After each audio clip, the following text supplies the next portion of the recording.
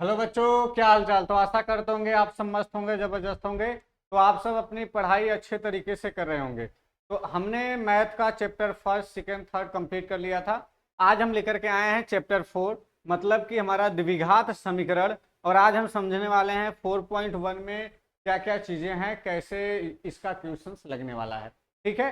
तो आप लोग हमारे साथ बने रहिए, और उसके बाद इस क्लास को देखने के बाद अगर आपको अच्छा लगे तो इस क्लास को अपने दोस्तों के पास भी शेयर कीजिए। ठीक है। तो चलो दोस्तों स्टार्ट करते हैं। इसको इंग्लिश में क्या कहते हैं? Quadratic equation. ठीक है। तो यहां से हम चलते हैं भैया। अब देखो इसमें हमें पढ़ना क्या क्या है, थोड़ा ध्यान से देखना। इसमें हमें क्या क्या चीजें पढ़ना है। तो इसमें पढ़ना है हमें पहला कि द्विघात समीकरण का परिचय पढ़ना है 4.1 में, कि द्विघात समीकरण क्या होते हैं, कैसा द्विघात समीकरण होता है। उसके बाद पढ़ना है द्विगुणनखंड विधि 4.2 में। और 4.3 में क्या पढ़ना है? पूर्ण वर्ग विधि, सिद्धाचार का सूत्र। और 4.4 में मूलों की प्रकृति को निकालना है। क्या निकालना है भैया? मूलों की प्रकृति को। एक मिनट।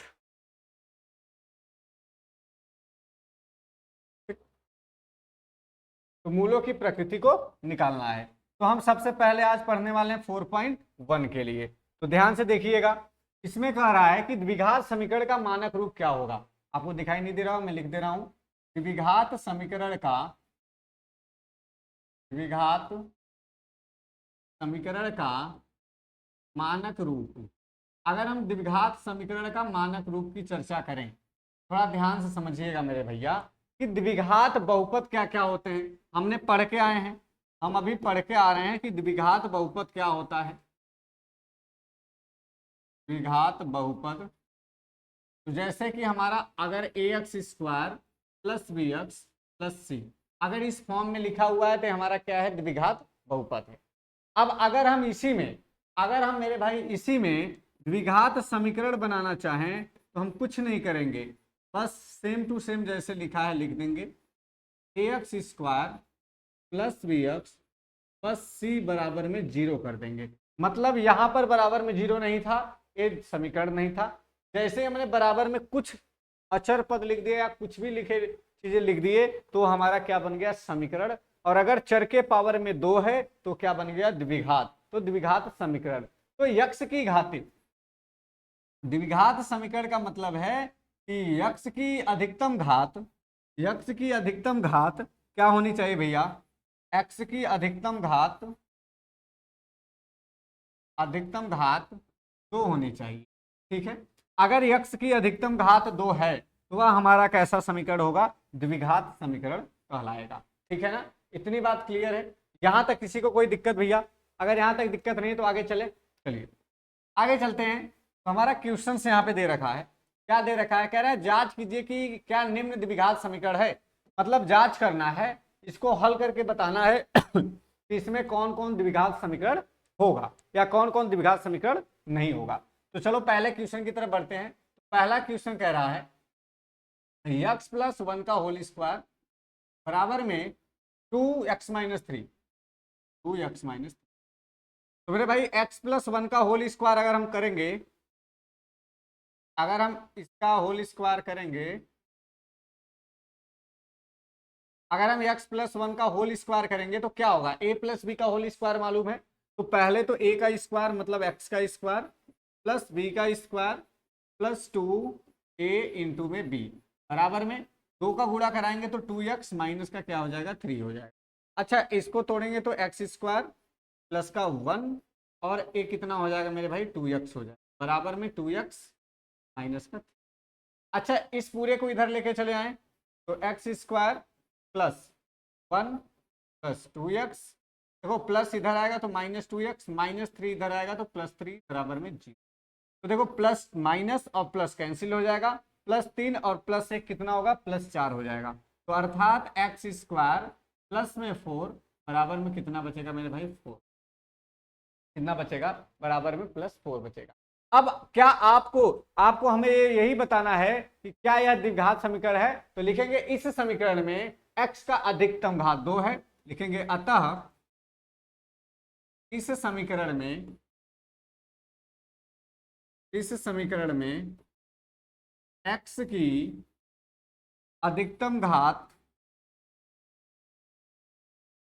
अधिकतम घात दो है, अतः यह द्विघात समीकरण होगा। क्या होगा भैया? द्विघात समीकरण होगा। अगर जहां भी x की अधिकतम घात दो दिखे, दो से x की घातें दो से ज्यादा न दिखे, तो समझ लो वह कैसा समीकरण है मेरे भाई? तो वह द्विघात समीकरण होगा। बोलो यहां तक समझ में आया? इतनी बात समझ में आई? क्या आप कर सकते हो, जांच कर सकते हो? बाकी अगला क्वेश्चन क्या कह रहा है? एक्स स्क्वायर माइनस 2x बराबर -2 माइनस का 3x। हम दूसरे क्वेश्चन की तरफ बढ़ लेते हैं। दूसरा क्वेश्चन चलते हैं भैया, ध्यान समझिएगा। पहले का दूसरा क्या क्वेश्चन कह रहा था? बोला है x square minus 2x, x square minus 2x, x square minus 2x बराबर में बोल रखा है कि -2 3 माइनस एक्स, -2 3 माइनस एक्स, -2 और ब्रैकेट में 3 माइनस एक्स। तो ये तो पूरा सेम टू सेम रहेगा। इसका अंदर कराएंगे तो माइनस का 6 और माइनस माइनस क्या हो जाएगा? प्लस का 2। पूरे को इधर लाएं, एक्स स्क्वायर माइनस का 2x प्लस का 6 माइनस का 2x बराबर में। अब देखो एक्स स्क्वायर -2x जोड़ करके -4x होगा और प्लस का क्या बचेगा? 6 बराबर में 0। अब मेरे प्यारे भाई आप ध्यान से देखो, क्या x की पावर 2 है? क्या x की पावर अधिकतम घाते 2 है? यदि है तो वह हमारा कौन सा समीकरण होगा? द्विघात समीकरण होगा। ऐसा समीकरण होगा, द्विघात समीकरण होगा। बोलो यहां तक किसी कोई दिक्कत? अगर यहां तक किसी कोई दिक्कत नहीं है तो ध्यान से समझो थोड़ा। अगर यहां तक किसी कोई दिक्कत नहीं है तो ध्यान से समझो। हम इसको थोड़ा इधर कर लेते हैं और ठीक, चलो अब भैया थोड़ा आगे समझिए। हम इसी में समझ लेते हैं तीसरा नंबर क्वेश्चन उसी का। क्या कह रहा है तीसरा नंबर? देखो कह रहा है x माइनस 2 एक्स प्लस 1। एक तरफ है x माइनस 2 और x प्लस 1 और बराबर में x minus 2 x plus 1, x minus 1 x plus 3 और x माइनस 1 एक्स प्लस 3। इसको चेक करना है क्या यह द्विघात समीकरण है। तो ध्यान से देखिएगा मेरे भाई, इसका आपस में गुणा कराएंगे, x का x में कराएंगे तो x स्क्वायर, x का इसमें कराएंगे तो प्लस का x आएगा, माइनस का 2x माइनस का 2 बराबर में इसका गुणा कराओ। x का पहले x में कराएंगे तो x स्क्वायर, x का 3 में कराएंगे तो प्लस का 3x माइनस x माइनस का 3। इतनी बात क्लियर? हम सबको इधर आए, देखो -3x और +3x कट जाएगा। पहली बात देखो, x का x में करा है x स्क्वायर, x का 3 में करा है प्लस का 3x, माइनस x का x में करा है माइनस x और माइनस का 3 में कराया। तो यही तो मैंने सोच रहा था कैसे है। चलो तो यहां पर x का इसमें कराएंगे तो 3x माइनस का गुणा कराएंगे, माइनस का गुणा कराएंगे, -1 का x में कराएंगे तो -1 माइनस का 3। चलो भाई सबको इधर लेके आओ, लाओ मत, पहले इधर ही हल कर लो। x में x घटा दो तो माइनस का क्या हो रहा है भाई? माइनस का x आएगा, माइनस का x आएगा। ठीक भाई, 2x में से x घटाएंगे माइनस के x, माइनस का 2 बराबर में x plus 3x minus x तो प्लस का 2x और माइनस का, सबको इधर ले आओ। X square minus x minus 2 minus x square minus 2x plus का 3। देखो minus x square plus x square cut जाएगा, -2x माइनस एक्स जोड़ करके माइनस का 3x हो जाएगा, -2 प्लस 3 तो माइनस माइनस प्लस का 1 बराबर 0। भैया क्या यह द्विघात समीकरण होगा? तो लिखोगे यह द्विघात समीकरण नहीं है, द्विघात समीकरण नहीं होगा। क्यों नहीं होगा? क्यों नहीं होगा? क्योंकि x की जो पावर है, जो x की अधिकतम घात है वो 2 नहीं है। x की अधिकतम घात 2 नहीं है। अगर x की अधिकतम घात 2 नहीं है तो वह समीकरण द्विघात समीकरण नहीं होगा। इतनी बात क्लियर है? तो आगे चलते हैं, अब थोड़ा अगले क्वेश्चन की तरफ चलते हैं भैया। आपको यहाँ से बाकी क्वेश्चंस कर लेने हैं, हमने 3 तो करा दिया हूँ, बाकी आपके लिए चौथा, पांचवा, छठवां, सातवां, आठवां आपको बाकी लिए होमवर्क है, ठीक है। बाकी क्वेश्चंस आपके लिए होमवर्क। आगे चलो, क्वेश्चन में कह रहा है निम्न स्थितियों को द्विघात समीकरण के रूप में निरूपित कीजिए। हमें बस केवल द्विघात समीकरण के रूप में निरूपित करना है और कुछ भी नहीं करना है। क्या करना है? द्विघात समीकरण के रूप में केवल निरूपित करना। क्या करना है? पढ़ो क्या कह रहा है। एक आयताकार भूखंड का क्षेत्रफल 528 मीटर स्क्वायर। कोई एक आयताकार भूखंड है, कोई एक आयताकार क्या है भैया? भूखंड है, और इसका जो क्षेत्रफल है 528 मीटर स्क्वायर। इसको अगर इस तरीके से कलर कर दें, मान लो ये हमने कलर कर दिया इसको, पूरा भूखंड हमारा। कह क्षेत्र की लंबाई मीटरों में, चौड़ाई के दोगुने से एक अधिक है। हमें भूखंड की लंबाई और चौड़ाई ज्ञात करनी है। ये कितना दे रहा है? x मीटर मान लेते हैं, यही तो बोला है कि इसकी लंबाई मीटरों में, चौड़ाई दुगुने से एक अधिक है। चौड़ाई के 2 गुने से एक अधिक है। इसकी जितनी चौड़ाई होगी मेरे भाई 2 गुने से एक अधिक होगा, तो हम मान लेते हैं इसकी चौड़ाई 2 गुना हो गया तो 2x, और प्लस एक अधिक तो हम इतना 2x प्लस मीटर मानेंगे। क्या कि माना जो आयत है उस आयत का जो चौड़ाई है, आयत की चौड़ाई कितना होगा लिखेंगे। माना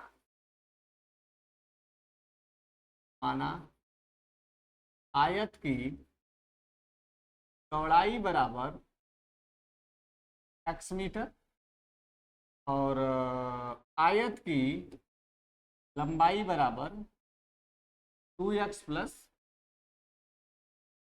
1 मीटर।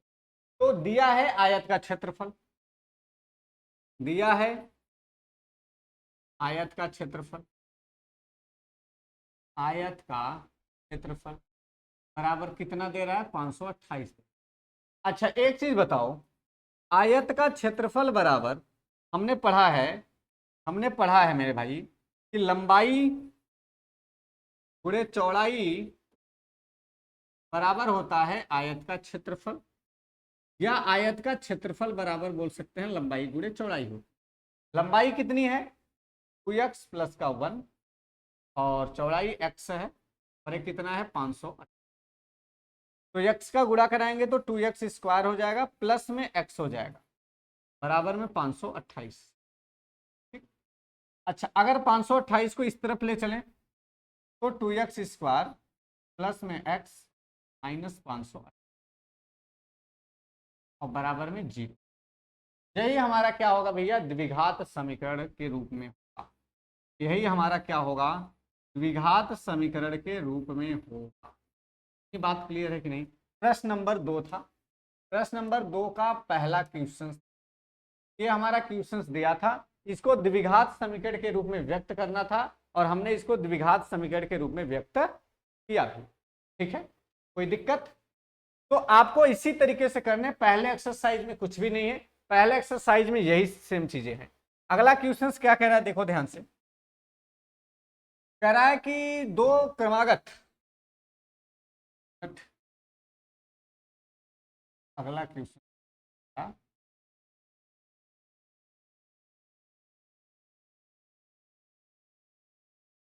में कह रहा है दो क्रमागत धनात्मक पूर्णांक का गुणनफल 306 है। क्वेश्चन ध्यान समझो। दो क्रमागत धनात्मक पूर्णांक का गुणनफल 306 है। हमें पूर्णांकों को ज्ञात करना है, कि हमें यह बताना है कि पूर्णांक हमारे कितने होंगे। पूर्णांकों को हमें ज्ञात करना है, बिल्कुल आराम से। ठीक, इसमें भी समीकरण ही ज्ञात करना है पहले कि हमारा द्विघात समीकरण इसका क्या क्या होगा। तो हम मान लेते हैं कि अरे माना दो क्रमागत पूर्णांक x और x प्लस 1 है। लिखेंगे माना दो क्रमागत पूर्णांक x तथा x प्लस 1 है। तो भैया प्रश्नानुसार चलेंगे तो दिया क्या है? दिया है x और x प्लस 1 कितने के बराबर है भाई? 306 के बराबर है, यही दे रहा है 306 के बराबर है। तो x का गुणा कराएंगे तो x स्क्वायर प्लस का x बराबर में 306, तो आएगा x square plus x minus 306 बराबर में क्या आ जाएगा मेरे भाई? 0, 0 आ जाएगा। ये हमारा हो जाएगा क्या मालूम है? ये हमारा हो जाएगा द्विघात समीकरण। ये हमारा हो जाएगा द्विघात। इतनी बात क्लियर? अगर इतनी बात क्लियर है भैया तो आप लोग इसको नोट। अब आपके लिए बाकी के क्वेश्चंस होमवर्क में हैं, ठीक है। बाकी इसके आगे का क्वेश्चंस जो भी है 4.2 का, ठीक है, एक्सरसाइज 4.1 का जो बाकी के क्वेश्चंस हैं आपके लिए होमवर्क हैं। बाकी का प्रश्न आपके लिए होमवर्क है। आप लोग बाकी के प्रश्न को होमवर्क करके बताओगे कमेंट में किसका कितना आ रहा है, कौन कौन सा द्विघात समीकरण है, कौन कौन सा द्विघात समीकरण नहीं है। उसके बाद हम अपना क्लास को, ठीक है, तो आज की क्लास यहीं तक रहेगी। तो भैया हमने क्या क्या आज पढ़ा तो हम देख लेते हैं एक बार स्क्रॉल में थोड़ा। हमने पहला चीज तो इस एक्सरसाइज में जाना कि हमें क्या क्या चीजें पढ़ना है। मैंने बोला कि पहला चीज तो हमें पढ़ना है द्विघात समीकरण का परिचय। हमने जो परिचय पढ़ लिया, कैसे पता करेंगे? अगर x की अधिकतम घात 2 है तो वह हमारा द्विघात समीकरण होगा, हमने ये पढ़ लिया। अब हम कल पढ़ेंगे गुणनखंड विधि से मूलों ज्ञात करना, 4.2 पढ़ेंगे। आज हमने 4.1 पढ़ लिया, कल कोशिश करेंगे 4.2 क्लियर कर देंगे, उसके बाद 4.3, उसके बाद 4.4 हम कंप्लीट कर लेंगे, ठीक है। तो मेरे भाई अगर किसी को कोई दिक्कत है तो आप लोग कमेंट जरूर करिएगा। हमारी ये क्लास आज तक यही रहने वाली है, ठीक है। तो सबको पढ़ाई करते रहिए, मिलते हैं अपने नेक्स्ट क्लास में। आज के लिए सबको इतना ही, तो सबको थैंक यू सो मच।